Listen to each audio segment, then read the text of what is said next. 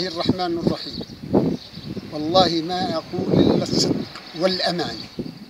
ولدي أعطى درس في المسجد، بعد ما طلع وصلينا الجمعة طلع ويشتري أغراض من الدكان، عنده عمال في المزرعة، ووقف البكم وفات على الدكان واشترى حمل الأغراض إلا والأمن الوقائي موجود، ويصفوا عليه 4، 2 من قدام و2 من وراء، ويحملوه ويحطوه في البكم. أغراضه تناثرت أو حفايته طاحت وشغلته، يعني العملية كانت عملية اختطاف غير إنسانية كأنه خروف.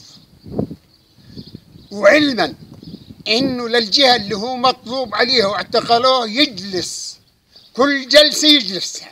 أي جهة يا سيدي؟ أمن الدولة،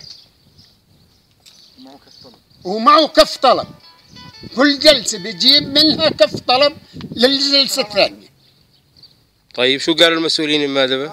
المسؤولين المادبة بيقول له احنا جماعة تنفيذ ومطلوبين ومطلوب من عندنا، ووجهوا لأمن الدولة، وقلنا لهم ما دام أمن الدولة بيحضر ليش ما ينزلوا على الكمبيوتر. نعم. شو أوعدوكم الآن؟ أوعدونا قالوا لنا راح جهة الأمن الدولة، والآن بدكم إياه تروحوا على أمن الدولة تعملوا له كفالة، وأمن الدولة هي اللي تتصرف. شكرا يا سيدي. عفوا.